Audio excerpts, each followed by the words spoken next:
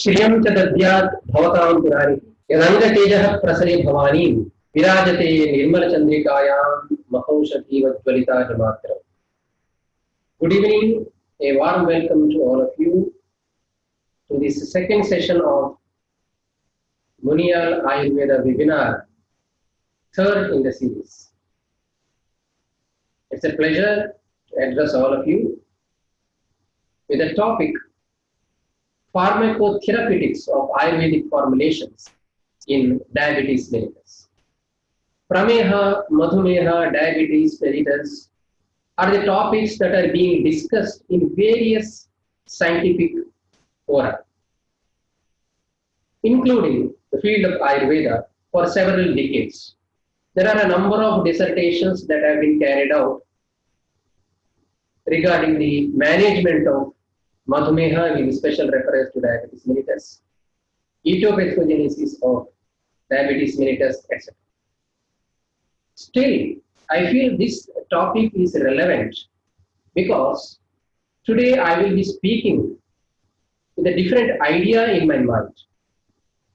I am making an attempt to explain you the probable mode of action of Ayurvedic herbs, polyherbal formulations, and herbomineral formulations based on the insights from modern pharmacology. This is very essential for some important reasons. A week ago, when I was talking to my audience in a webinar on adverse drug reactions, I quoted an incident that was reported by Dr. Urmila Katte in her article on ADRs of Ayurvedic formulations. She writes about a male patient aged about 61 years, a known diabetic, whose glycemic control was satisfactory with insulin and oral hypoglycemia. He went to an Ayurvedic doctor to receive medicines for his psoriasis. He started taking those medicines, and in 5 days, he had altered sensorium and he was brought to an allopathic doctor. It was found that he had hypoglycemia. He went into hypoglycemic coma and ultimately he succumbed. Why this has happened? There are many medicines in Ayurveda which are used for Jwara, Kushta, Medoroga, etc., which have a few ingredients which are having hypoglycemic activity. If we are not aware of possible herb-drug interaction, possible antagonistic or synergistic effect of our drugs with allopathic drug that the patient is already taking, such problems do occur. Especially when patients of diabetes mellitus come to us, we treat them through Ayurveda. Most of the patients, as you have observed, are already under some allopathic drug. They come to you either to withdraw those drugs, considering that they may cause adverse effects, or they may already be experiencing some adverse effects. Or patients may be coming to you who are on insulin and they want to withdraw or stop insulin. In such situation, you will be giving your medicines also, and you will be asking the patient to continue the medicine that he is already taking. What about possible herb-drug interaction? How safe it is to take both the medicines together? What about the role of such concomitant drug administration? How to space them? How to adjust the dose? These are all the things which are to be seriously addressed. If you know the pharmacology of your drugs, then you can at least predict what is going to happen, and accordingly you can plan your medicine. So this is the main reason why I selected this topic. Today, I may not be talking in terms of Ayurvedic principles like Rasa Panchaka. I will be talking purely on the basis of pharmacology. This is an attempt, hopefully, will help you. So let me start sharing my slides and we will go deep into the subject slowly.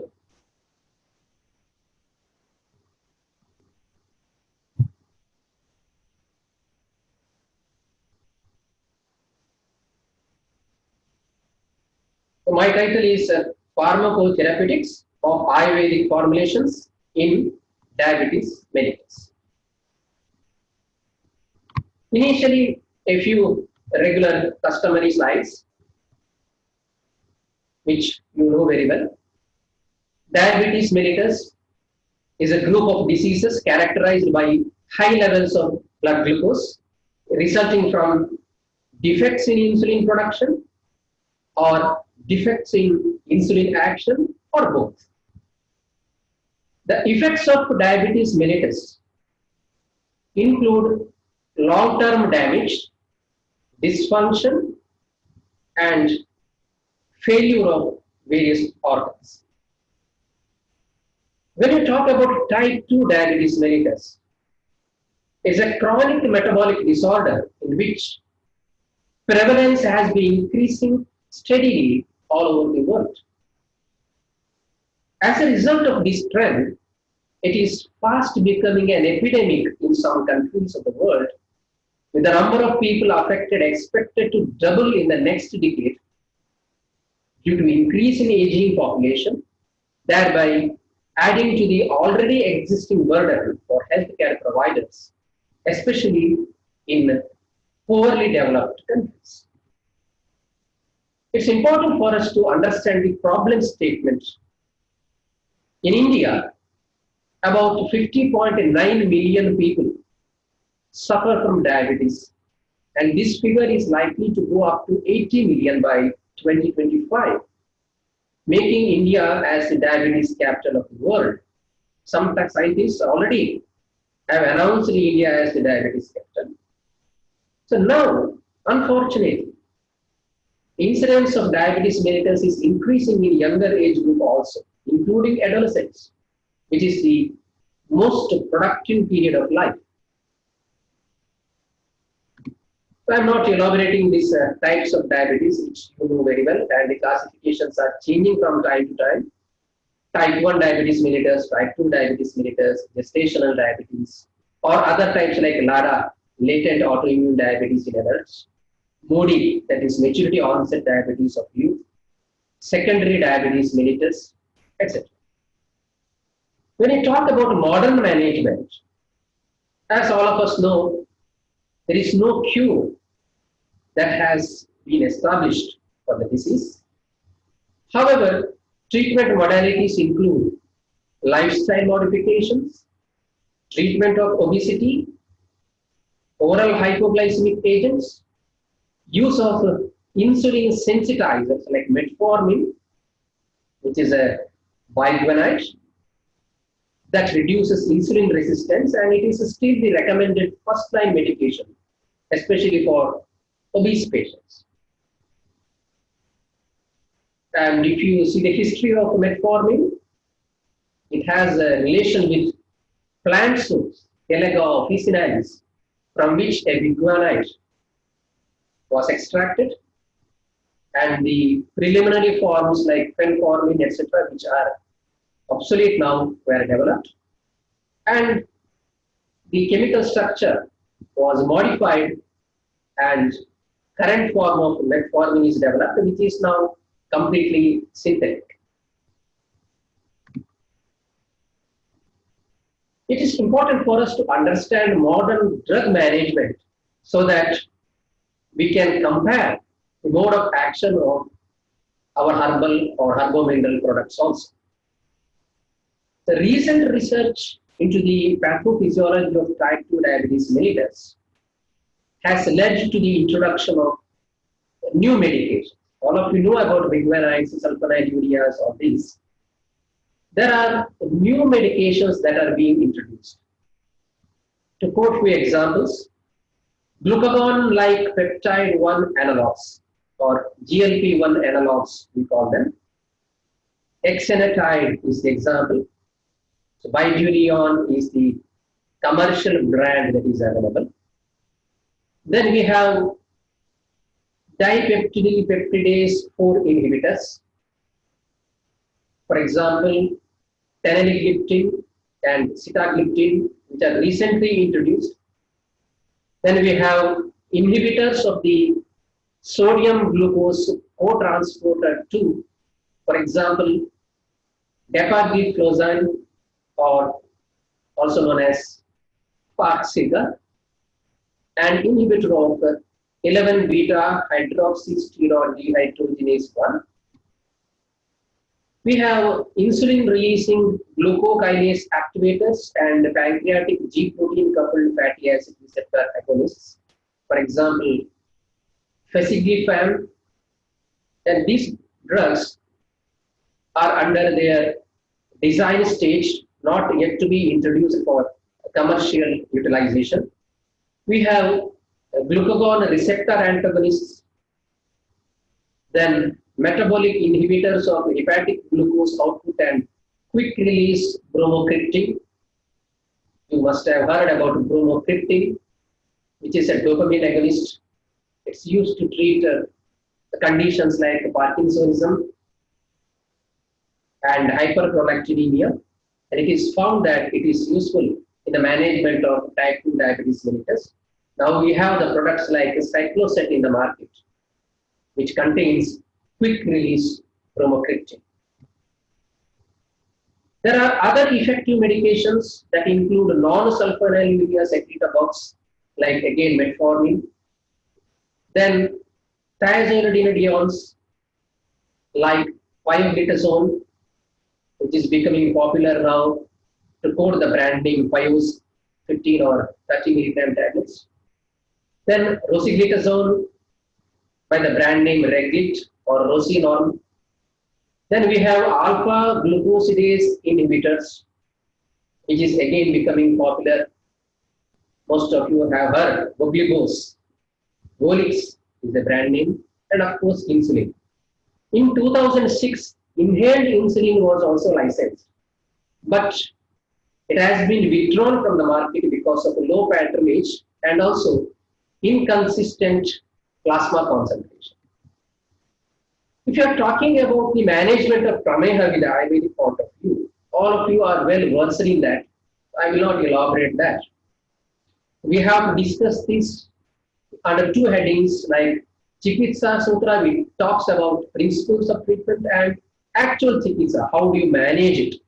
In Chikitsa Sutra, in Charaka Samhita, it is clearly mentioned as Stulaha Pramehi Balavani Haikaha Krishastataika Parinurbalasya Sambrahmanam Tacha Krishasya Karyam Samshodanam Doshabaradikas. Agnivisha has clearly mentioned that patients who are obese and strong, we have to adopt Samshodhana treatment, and who are asthenic and weak, we have to go for Brahmana Chikitsa. Most of the Prameha are Kapha Pradhana, but in Madhumeha, Vata becomes dominant. So we have to target both Kapha and Vata simultaneously, which is a challenge. In Sushrata Samhita also, same thing is mentioned. Tatra Krisham Annapana Pratisamskritabihi Kriyabihi Chikitseta Sthulam Apatarpana Yuktabihi. The Krisha Pramehi should be treated with the Sandarpana measures, processed diet and drink, while obese should be treated with Apatarpana measures like Yayama, Shodhana, etc. When we talk about Chikitsa specific, it consists of a triangular approach: Ahara, Vihara, and Aushadhi. Now we will talk about Aushadhi aspect, where first we will talk in a broad sense on herbal drugs, whether they are belonging to Ayurveda or not. Now the major question is here in front of us: why herbal drugs? The associated complications of synthetic drugs have led to a shift towards locating natural resources showing anti-diabetic activity. The Indian prehistoric literature reports more than 800 plants with anti-diabetic properties, while ethnopharmacological surveys indicate that more than 1,200 plants can be used for hypoglycemic activity. There are much more plants which are yet to be evaluated. Herbs are also known to provide symptomatic relief, not just hypoglycemic action, but also they provide symptomatic relief and aid in the prevention of the secondary complications of the disease. And also, they help in lowering cholesterol, which is abnormally elevated. Some of these herbs have also been proven to help in the regeneration of beta cells and in overcoming insulin resistance. In addition to maintaining normal blood glucose level, many of these also possess antioxidant activity. If you observe complications associated with anti-diabetic modalities, you will understand why these herbal drugs are very important. According to a study, around 3.2 million deaths, that is about 6 deaths per minute every year, is attributed to complications of diabetes. The side effects or complications that are associated with the diabetes pharmacotherapy, that is pharmacotherapy with the synthetic drugs, can be studied under 3 categories. Some are common side effects, some are uncommon side effects, and some are rare side effects. The most common side effects associated with oral hypoglycemic drugs include hypoglycemia or extremely low blood sugar, then gastrointestinal side effects like bloating of the abdomen, nausea, etc. Increase in bad cholesterol like LDL. Certain uncommon side effects include congestive cardiac failure, anemia, and allergic reactions.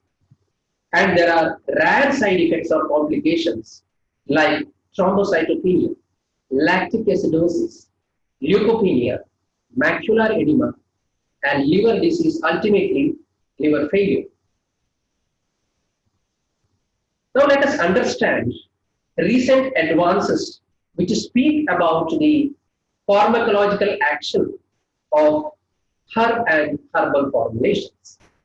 If we understand this, then we can try to compare their action with the modern drugs and possible interaction between them. There are at least 13 different modes of action of these herbal ingredients against diabetes that have been identified. First one, drugs acting like insulin. Second, drugs acting on insulin secreting beta cells. Third, drugs modifying glucose utilization. Fourth, drugs showing adrenomimeticism. That means drugs acting similar to epinephrine and norepinephrine. Then pancreatic beta cell potassium channel blockers. CAMP stimulators, which are the second messengers. Renal glucose resorption inhibitors. There are herbal drugs that provide certain necessary elements like calcium, zinc, magnesium, manganese, and copper that are required for the health of beta cells. There are certain drugs that regenerate and or repair pancreatic beta cells which are damaged in the pathology. There are some drugs which act as effectors of size and number of cells in the islets of Langerhans. There are some drugs which stimulate glycogenesis and hepatic glycolysis. There are drugs preventing pathological conversion of starch to glucose by inhibition of beta galactosidase, alpha glycosidase, and alpha amylase. And lastly, there are drugs preventing oxidative stress that is possibly involved in pancreatic beta cell dysfunction found in diabetes. Now let us take some examples of popular hypoglycemic drugs used in Ayurveda. I am quoting three important herbs here: Karavellaka, Methika, and Madhunashini.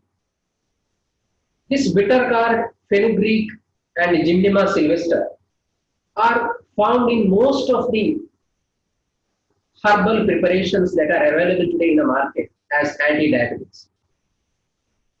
Substances like bitter gourd and Methika are used as home remedy by many of the patients who are suffering from diabetes.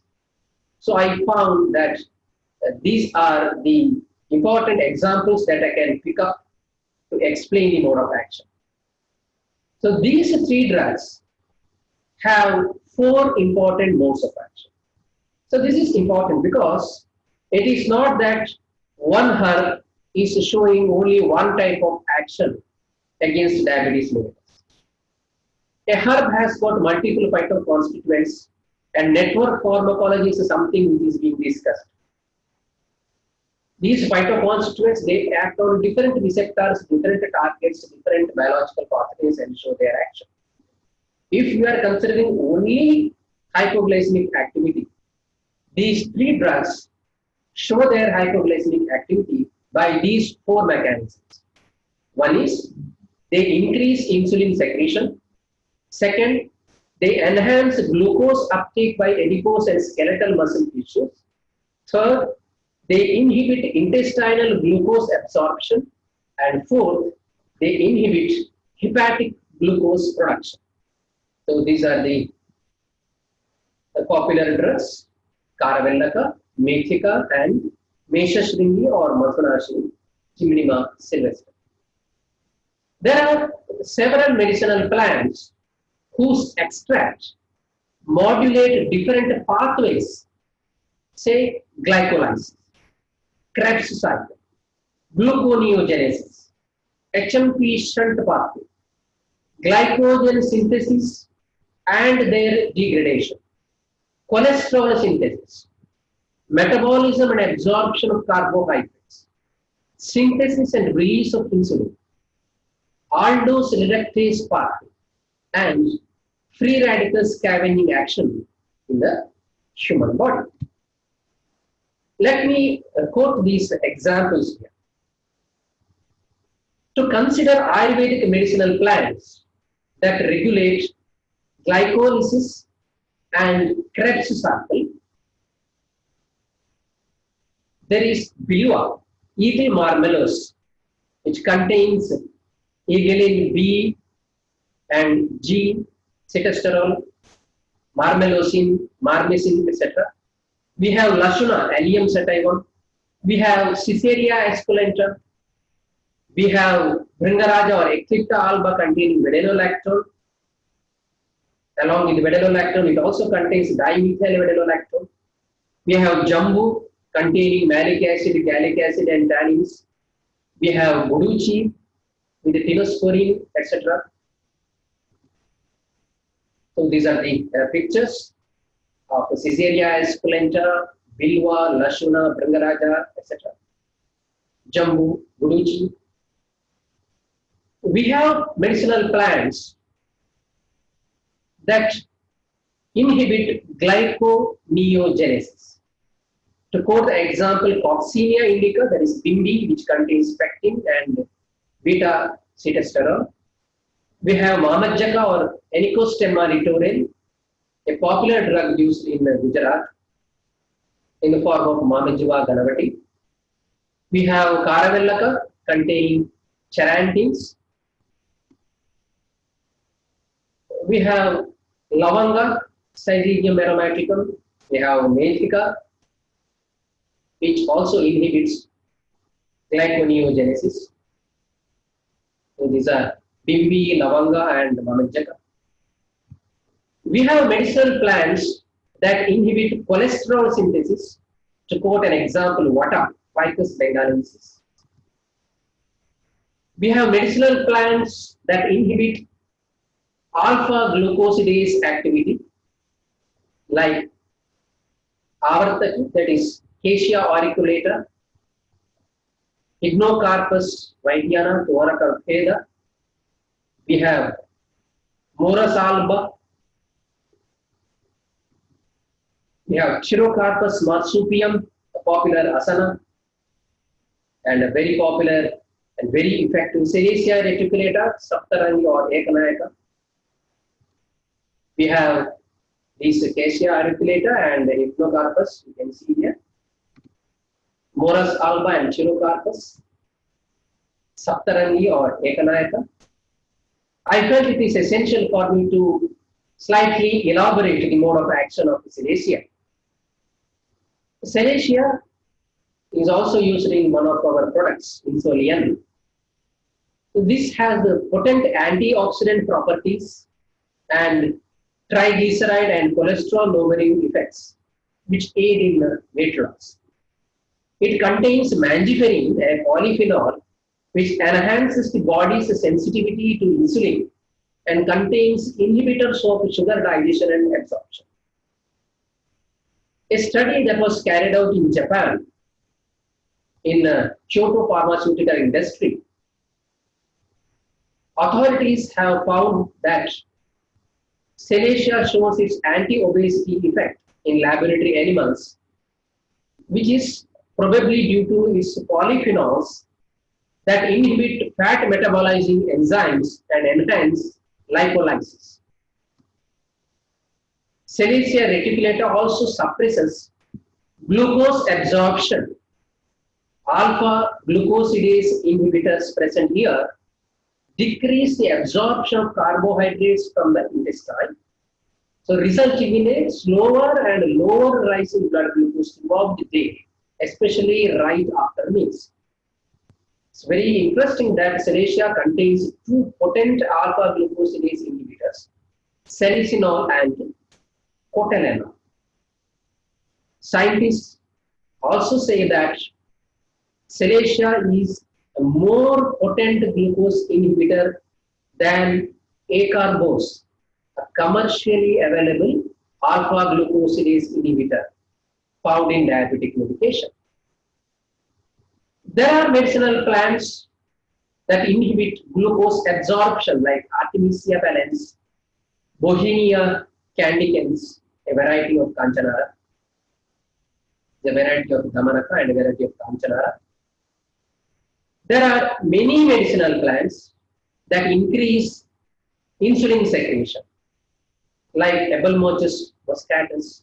We have Abies pindro, Acacia arabica, that is Babula, Agaricus campestris, that is Chakraka, aloe vera, Asparagus ascendens, Biophytum sensitivum. We have Bauhinia variegata, the Kanchanara, Vipina plurians, the Kapikachu, Ocimum sanctum, the Tulasi, Ocimum canum, Ocimum species, which is also called as Ramatulasi locally. We have Cinnamomum cassia, that is Patranga. We have Cinnamomum zelenicum, that is Twak, Citrus colocynthis, then Coriandrum sativum, that is Dhanyaka, Ficus religiosa or Ashwatha, Gymnema sylvester or Meshashringi, Helictrus isor or Avartaki, Lupha cylindrica, Musa sapientum, Vinca rosia, Acheranthus aspera, that is Apamartha. There are many such medicinal plants that increase insulin sensitivity. And also, they stimulate insulin secretion. There are medicinal plants that inhibit aldose reductase. For example, we have Chakramartha, Cassia tora, Haridra, Karpuma longa, Phyllanthus niluri, Bhumyamalaki. Then there are insulinomimetic drugs like Abies, Pindro, Allobarbadensis, Electrus, Annona squamosa, Babula, etc. This is Abies bibiana. There is a type of Tharisapatra. This is Babula. This is Kumari. This is Annona squamosa. This is Avera bilimbi, Bixa or Sinduri. We have Purarnava. We have Lanka or Capsicum putrescens. We have Twak. We have Thylaparni or Eucalyptus globosus. We have Ashwatha. We have Japa. We have Avartaki. We have Juniperus communis. We have Swarsha Chiraka or Kiratatikta. We have Vincarosia, Ardraka, etc. acting in this manner. If you observe classical herbal formulations that are used in practice, there are a number of formulations available.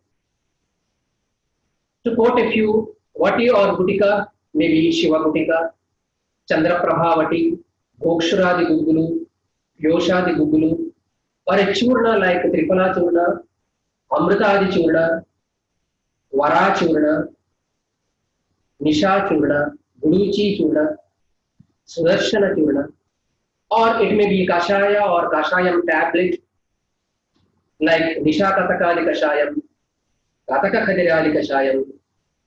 We have Sandhana Kalpas like Ayaskiti, Lodhrasavam, Devadar Varishtam. We have classical other Sneha formulations like Dhanvantaram Vritam, Shira Balatailam, etc.